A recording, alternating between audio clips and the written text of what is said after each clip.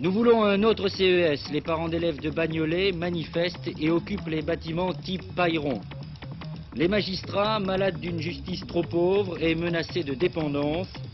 L'indemnisation des rapatriés, surenchère à l'Assemblée, c'est la preuve de leur poids politique.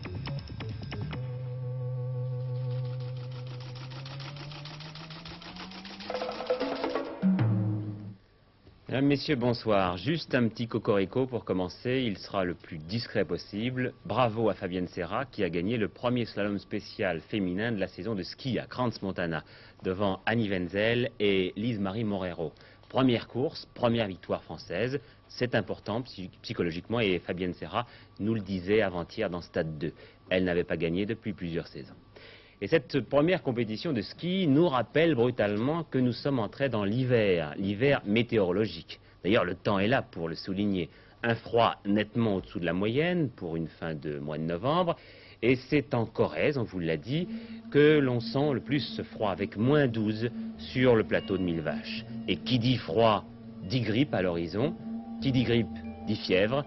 Mais contrairement à ce que l'on croit, la fièvre, ce n'est pas si mauvais que ça.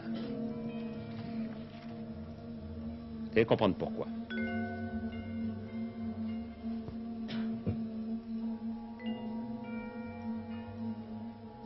Quand il fait froid, on attrape facilement un rhume, une grippe. Quand on a une grippe, on a facilement de la fièvre. 38, 39, parfois 40. Quand on a de la fièvre, on ne se sent pas bien, on a mal à la tête et surtout une idée fixe. S'en débarrasser le plus vite possible, la faire tomber pour revenir à la béatitude des 37 degrés.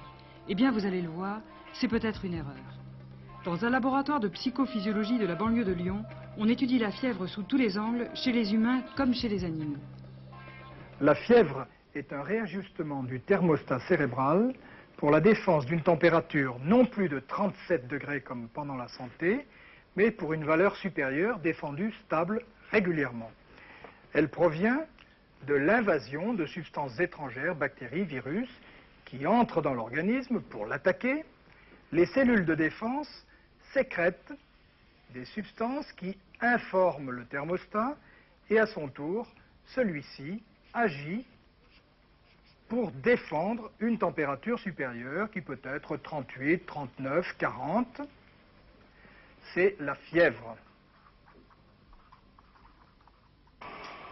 Dans cette baignoire, on contrôle la température de la peau et la température interne du corps par le nez et l'ésophage.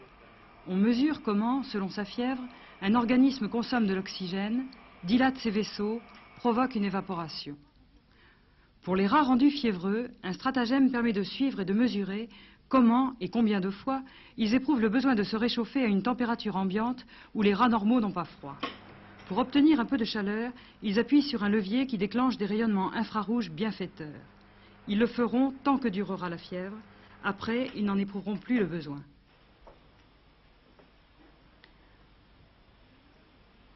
Pour une ambiance donnée, tout est en effet question d'échange et d'égalité entre la chaleur qui entre dans un corps et la chaleur qui en sort. Quand on se porte bien, on se débrouille pour maintenir sa température constante en équilibrant ses entrées et ses sorties. Un système de régulation nous donne la marche à suivre. La différence entre un fiévreux et un autre ne tient finalement qu'au réglage du thermostat. Le même équilibre se fait, mais pour un nombre de degrés supérieur. Quand on est fiévreux, le thermostat étant remonté, on grelotte pour se réchauffer à une température qui laisse tous les autres indifférents. On sue au contraire quand la fièvre nous quitte. Mais s'agit-il d'un mécanisme nocif ou d'un mécanisme utile? La réponse est d'importance, car d'elle dépend notre envie de garder ou de supprimer la fièvre. Des expériences menées récemment chez des poissons et des grenouilles ont montré que la fièvre existe chez tous les vertébrés. Et surtout, qu'une température élevée gêne les microbes et stimule nos défenses, donc nous aide à lutter. C'est pourquoi on commence à laisser entendre qu'il ne faut pas la faire tomber trop vite à l'aide de médicaments comme l'aspirine.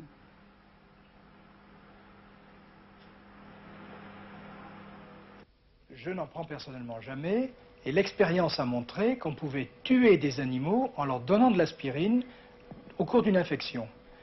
Le médecin est placé dans une situation différente. Dans le cas où il a un doute sur l'utilité de la fièvre chez son patient, naturellement, il est contraint de la stopper.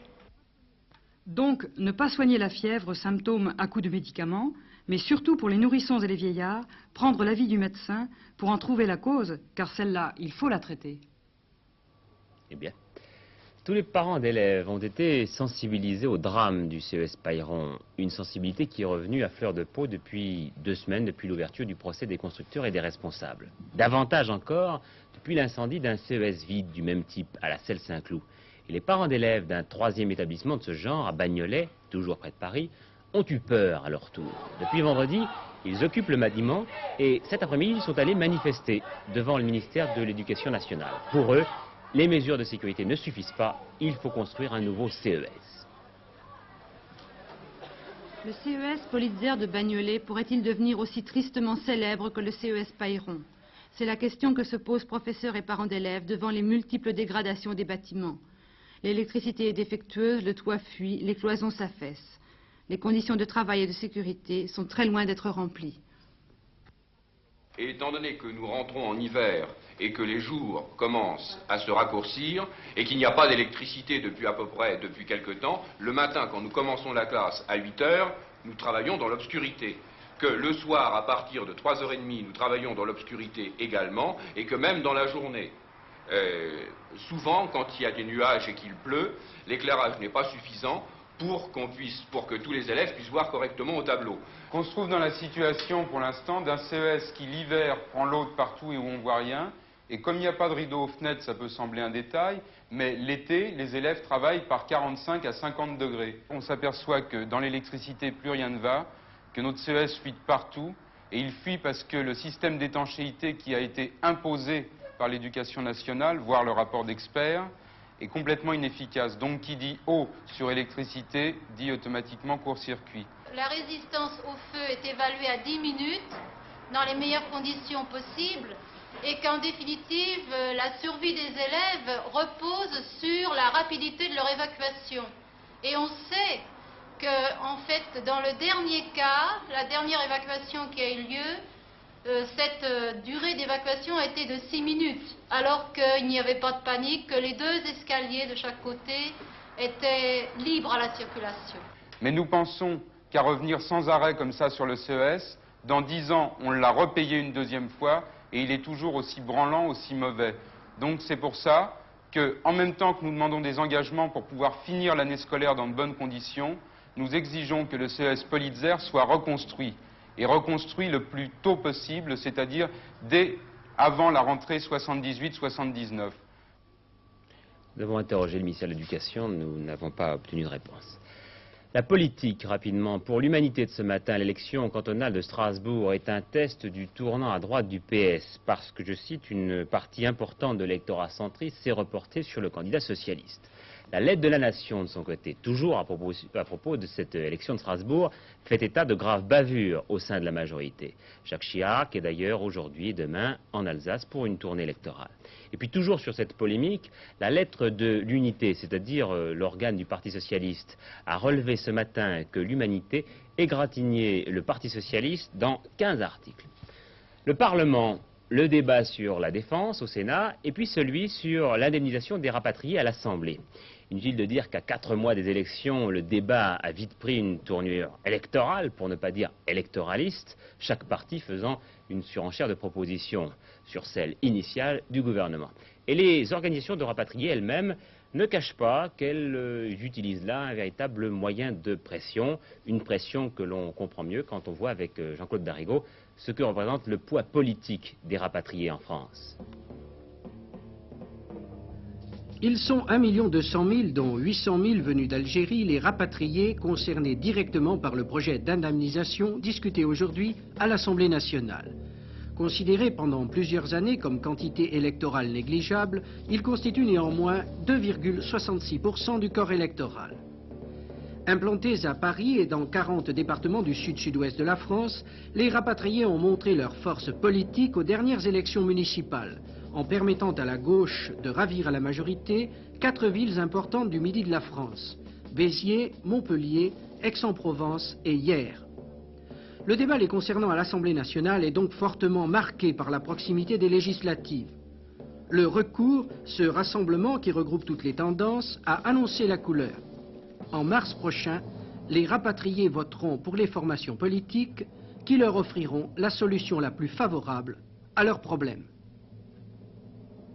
Il est évident que maintenant nous entendons à ce que ce problème soit réglé, que les circonstances s'y prêtent, peu importe si on appelle ça démagogie, mais nous sommes décidés tout de même à réussir et nous avons trop de problèmes au sein de nos familles, de nos professions, pour ne pas mettre toutes les chances de notre côté cette fois-ci, quel que soit le jugement que l'on puisse porter sur cette façon d'agir.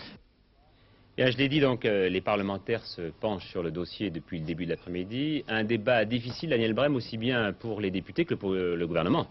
Effectivement, car il est difficile, car s'entremêlent à la fois les bons sentiments, les problèmes de gros sous et les intérêts électoraux, toutes choses qui, on le sait, ne vont pas forcément dans le même sens. Alors, débat sentimental, il s'agit de prouver à ceux qui ont souffert et parfois tout perdu que la communauté ne les oublie pas et qu'ils ne sont pas des mal-aimés. Problème d'argent, car le gouvernement estime que la situation économique ne lui permet pas de faire un effort de solidarité au-delà des 30 milliards prévus, alors qu'à corps et à cri, sur tous les bancs de l'Assemblée, on réclame beaucoup plus. Enfin, intérêts électoraux, il est évident, et tout le monde le sait, que les 800 000 voix des rapatriés pèseront lourd dans la balance dans 3 mois au moment des élections. Et ce n'est certainement pas un hasard si sur 21 orateurs inscrits, 16 appartiennent au département du sud de la Loire, là où il y a le plus de rapatriés. Effectivement, on l'a bien compris dans ce reportage que nous avons vu tout à l'heure. Alors, à votre avis, est-ce que le projet sera voté? Oui, il sera voté par la majorité, mais avec plusieurs amendements. Alors, il faut noter que les amendements de la majorité et de l'opposition se ressemblaient absolument comme des frères. Il y en avait 100 et le gouvernement n'en a retenu que 26. Seulement, il y aura un mais à ce vote.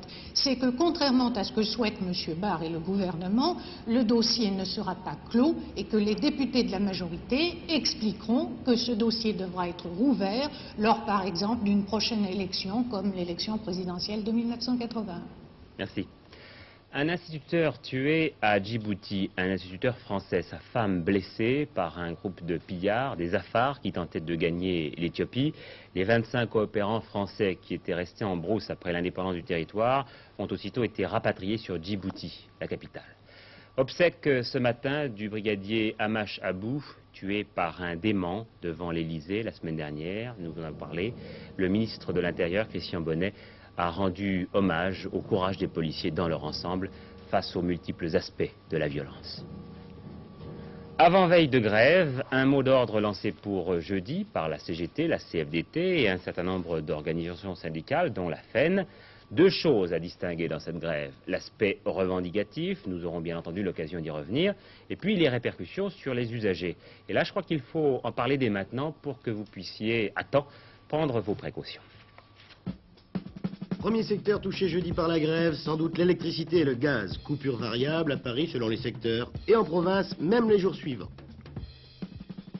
Le manque de courant n'arrangera rien à la RATP qui en a besoin pour le métro. Jeudi, 1 métro sur 2 à peu près, mais un peu plus d'autobus. Les trains, attention, trafic perturbé dès demain soir et jusqu'à vendredi matin. La SNCF nous promet 2 trains sur 5 pour les grandes lignes et 1 sur 3 en banlieue. Les transports aériens sont déjà perturbés depuis plusieurs jours. Fonctionnement normal d'Air France et d'Air Inter, mais la grève à l'UTA dure jusque samedi, donc attention aux vols supprimés. Dans l'enseignement pour le primaire, en cas de grève totale dans l'école de vos enfants, il y aura des garderies. Dans le secondaire, le repas des internes sera assuré.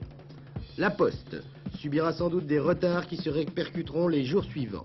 Mais jeudi en tout cas, les boîtes aux lettres pleines seront rares. Les services pourront souvent fonctionner à effectif réduit. Les banques seront ouvertes, mais pour la sécurité sociale, les perceptions et les mairies, il vaut mieux se renseigner, cela dépendra sans doute des guichets. Enfin la presse, pas de quotidien dans les kiosques. Pour les télévisions et Radio France, ce sera le service minimum. Sur Antenne 2, un seul journal à 20h. Oui, par ailleurs, il faut que je vous dise qu'un certain nombre de personnels techniques à l'appel du SURT font grève en ce moment et puis feront grève demain. C'est la raison pour laquelle il n'y a pas eu de journal à 18h40, pas plus qu'il n'y en aura en fin de programme. C'est aussi la raison pour laquelle notre magazine de demain n'aura peut-être pas lieu au studio 101 de la Maison de la Radio, mais dans ce studio rue Cognac-G. Je vous rappelle que Jean-Pierre Elkabbach y recevra Henri Caillavet, sénateur du Lot-et-Garonne, sur un sujet qui nous tient à cœur, la télévision, et ce, face à 4 de nos confrères critiques. Nous avons déjà évoqué cette émotion perceptible depuis quelque temps chez les magistrats. L'extradition de Klaus Croissant, la suspension de la vice-présidente du syndicat de la magistrature, 2 thèmes abordés au cours du congrès de ce syndicat le week-end dernier.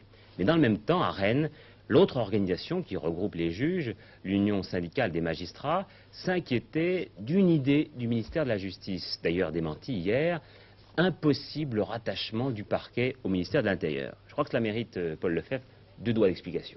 Oui, parce que pour bien comprendre tout ce malaise, il faut connaître l'organisation finalement de la magistrature en France. Alors très rapidement, la chancellerie, la ministère de la Justice en haut, et les 2 grandes familles de magistrats, le parquet, ceux qui accusent, ceux qui sont debout et ceux qui représentent la société en quelque sorte, et puis les juges proprement dit, ceux qui sont assis, la magistrature assise, le siège, on l'appelle comme ça. Bon. Deuxième carton, les problèmes de l'avancement. Alors si un magistrat veut rester soit dans le parquet, soit dans le siège, en gros il est substitut, ensuite il va passer premier substitut, ensuite il va passer procureur. S'il veut rester dans cette catégorie du parquet, c'est ça, dans la catégorie du siège, il est juge assesseur, premier juge, vice-président, président, jusque-là c'est simple. Ça se complique à partir de maintenant, c'est-à-dire que les magistrats ont la possibilité de passer du siège au parquet et du parquet au siège. Et alors, vous prenez l'exemple d'un substitut qui est au parquet, il peut passer au siège, c'est-à-dire devenir un véritable juge. Mais à partir d'ici, il était un magistrat qui recevait des instructions écrites de la chancellerie et du ministre de la Justice. C'est normal, il représentait la filiation normale. Mais à partir de maintenant, s'il passe au siège, il devient un magistrat indépendant, c'est-à-dire dont le jugement lui appartient lui seul. Alors il peut se substitue passer, comme on l'a vu tout à l'heure, au poste de procureur, ou aussi il peut aller devenir premier juge, vice-président, et puis ensuite, plus tard, revenir dans le parquet. Voilà, ça c'est la première, c'est la deuxième solution. Alors, nous avons là, ici, le tableau qui résume un petit peu les notations, c'est-à-dire les magistrats du parquet sont notés par le procureur et le procureur général, ceux du siège sont notés par le président et le premier président, et tout ça, à partir du moment où ces juges ont demandé à être placés sur la liste d'aptitude, qui est au fond le tableau d'avancement, aboutit à la commission d'avancement qui est au ministère de la Justice, qui est composée de magistrats désignés par le garde des Sceaux et de magistrats élus par les différentes familles de magistrats. C'est tout l'ensemble, si vous voulez, qui permet de concevoir les malaises au niveau de l'avancement, de l'indépendance, car les juges, les magistrats disent « nous sommes parfois gênés » parce que nous sommes notés, cotés par nos supérieurs hiérarchiques ou des gens qui ne sont pas exactement dans la même famille de magistrats. Je crois que cela méritait de demander l'avis d'un de ceux que l'on appelle les sages, Maurice Edalo, ancien premier président de la Cour de cassation, tout à fait hostile au projet qu'il explique d'abord par la pauvreté des moyens de la justice. Vous allez le voir. Les magistrats sont fatigués de ne pas avoir un secrétariat suffisant. Les secrétaires sont fatigués d'être 2 alors qu'il faudrait qu'ils soient 4 ou 5. Ce manque de moyens dans la technique moderne est vraiment une gêne qui devient irritante et par conséquent qui peut nuire à la sérénité même et à la qualité du service rendu. Monsieur le Premier, êtes-vous partisan du rattachement du parquet, c'est-à-dire des magistrats qui accusent au nom de la société, des magistrats du parquet au ministère de l'Intérieur? Non seulement je ne suis pas partisan de ce système, mais je suis foncièrement, je dirais même viscéralement, hostile. Je pense que les 2 fonctions sont complémentaires. Et pour ma part, je ne verrai des avantages à ce que ce passage de l'un à l'autre des corps, de l'une à l'autre des branches du même corps, que ce passage soit, je ne dis pas fréquent, mais puisse se faire même 1 ou 2 fois dans le cours de la carrière, à des fonctions différentes. Et surtout qu'il ne soit pas fait à sens unique. Et je suis horrifié à l'idée que le parquet pourrait dépendre un jour du ministère de l'Intérieur. Non seulement je suis horrifié à cette pensée, mais je souhaiterais au contraire que ce soit la police judiciaire, si elle veut être vraiment une police judiciaire, si l'on veut que le souhait du législateur, et non seulement son souhait, mais les impératifs qu'il a fixés dans le Code de procédure pénale sont observés, je voudrais qu'elle soit rattachée au ministère de la Justice. Pascal de Varga a tenté de se suicider il y a une semaine. On l'apprend aujourd'hui. Elle a craqué après avoir de toutes ses forces essayé de défendre son père, accusé d'être le cerveau du meurtre du prince de Breuil. Régis Debray n'a pas voulu garder le montant de son prix Femina pour lui. Il l'a donné à la Ligue communiste révolutionnaire. La politique étrangère maintenant. L'envoyé spécial de Valéry Giscard d'Estaing, M. René Journiac, a été reçu ce matin au Caire pendant plus d'une heure par le président Anwar el-Sadat. Il rendra compte de sa mission dès ce soir au chef de l'État. Officiellement, cette mission, décidée dans le plus grand secret, a un double but: informer le président français des derniers développements au Proche-Orient et puis rassurer Anwar el-Sadat sur les évolutions de la diplomatie française. Quoi qu'il en soit, le prochain rendez-vous aura lieu dans quelques jours au Caire entre Égyptiens et Israéliens, parmi lesquels peut-être Moshe Dayan, auxquels viendront se joindre les Américains et un représentant de M. Kurt Waldheim. Le tout dans une confusion des plus grandes, les projets de conférence se succèdent. Et demain, sur ce sujet, Pierre Mendès France sera dans notre journal, notre invité. Il nous évoquera notamment ses rencontres avec Anwar el-Sadat et Menahem Begin. Je voudrais maintenant que nous revenions en images sur les 2 raids sanglants dont je vous parlais hier au Mozambique. 2 raids des Rhodésiens qui affirment avoir tué 1200 guérilleros noirs. Il ne reste plus rien ou presque des villages de Chimoio de Tamboué au Mozambique. Vendredi dernier, l'aviation rhodésienne lançait une attaque sans précédent contre ses positions frontalières. Objectif: démanteler les forces nationalistes du Zimbabwe et du Zapu, hostiles au régime de Ian Smith. Bilan, c'est Salisbury qui l'affirme, 1200 guerrieros tués. Le problème, c'est que des femmes et des enfants sont morts en grand nombre au cours de ces raids d'éclairs. Le problème, c'est qu'à Chimoio, la majorité de la population était constituée non pas de guerrieros, mais de réfugiés. Cela se passait vendredi. Au même moment, Ian Smith, le Premier ministre rhodésien, lançait sa fameuse proposition « Un homme, une voix » visant à instaurer le système universel dans son pays. Ce que l'on appelle pudiquement à Salisbury une diplomatie tous azimuts. Résultat, d'un côté 1200 morts, de l'autre une proposition dénoncée par tous les nationalistes noirs. Pour terminer ce journal, un coup d'œil sur la planche à roulettes. 2000 concurrents au premier festival de skateboard à Sarcelles, dimanche dernier, avant-hier donc. C'est dire l'engouement des jeunes Français pour ce sport qui nous vient de l'autre côté de l'Atlantique. Mais là-bas, on ne peut plus parler d'une mode, c'est une véritable institution. Joliment démontré dans un film qui sort demain en France. Et dans ce reportage glané par notre envoyé spécial aux États-Unis, Édouard Laure.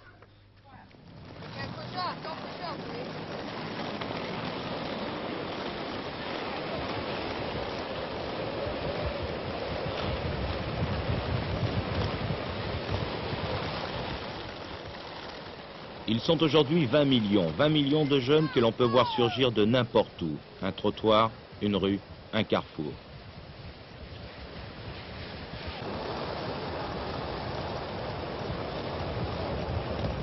« 20 millions d'amateurs de la planche à roulettes qui en ont fait le sport le plus populaire aux États-Unis, dépassé seulement par les quelques autres 80 millions fanatiques de la bicyclette. »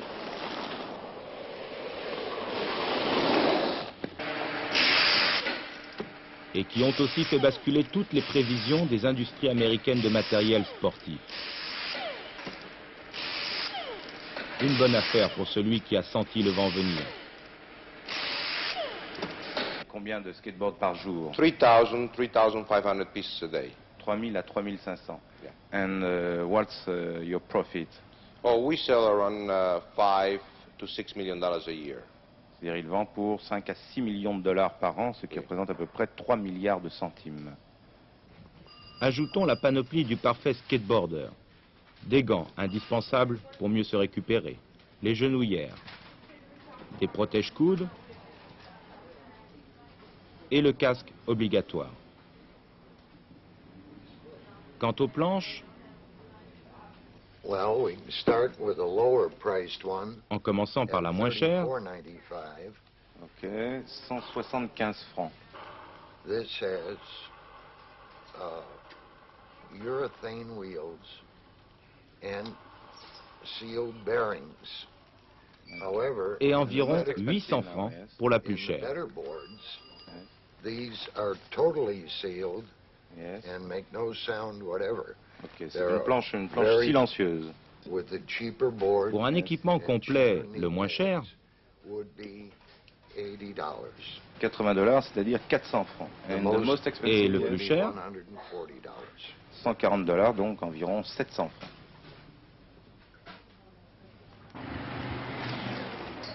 dans chaque ville aujourd'hui aux États-Unis, on peut aller s'entraîner sur des pistes spécialement conçues pour les skateboarders. Mais ce que l'on sait moins, c'est que le skateboard est devenu l'un des sports le plus dangereux. 375 000 blessés l'an dernier, admis en urgence dans les hôpitaux. Une commission de sécurité vient d'être créée à Washington. On y étudie une nouvelle réglementation.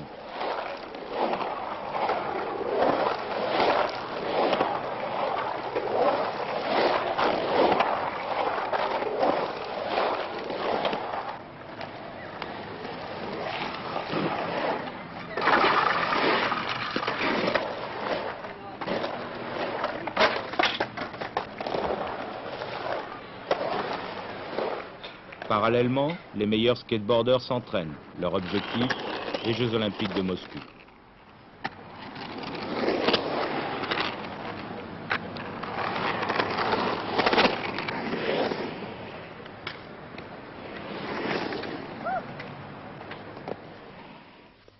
Voilà, si vous voulez acheter une planche à roulettes en France à l'un de vos enfants pour Noël, sachez que les prix ont baissé mais restent quand même encore assez élevés. Ils ressemblent d'ailleurs à peu près au prix américain. 700 francs maximum, 75 francs au minimum, mais dans ce cas, il s'agit souvent de planches métalliques qui peuvent être dangereuses. Ça me permet de vous dire que les Français, selon un sondage IFOP que publie notre confrère Enfant Magazine, envisagent de dépenser pour Noël 146 francs de jouets par enfant, en moyenne bien entendu. Le budget d'un nouveau-né n'est pas du tout proportionnel à la taille, 127 francs par bébé. Oui, c'est beaucoup. Voilà, nous avons bouclé la boucle. Nous revoilà parlant, comme au début de ce journal, de la météo. Celle de demain n'est pas bien joyeuse. Les nuages deviendront abondants sur la Méditerranée, avec des pluies parfois fortes en Corse. Près de la Manche et dans le nord, un temps couvert, mais des éclaircies l'après-midi. Il y fera d'ailleurs moins froid. Sur le reste du pays, eh bien, peu de nuages, mais toujours le froid. Pas de dernier journal, je vous le répète, mais j'espère vous retrouver demain. Bonne soirée à tous.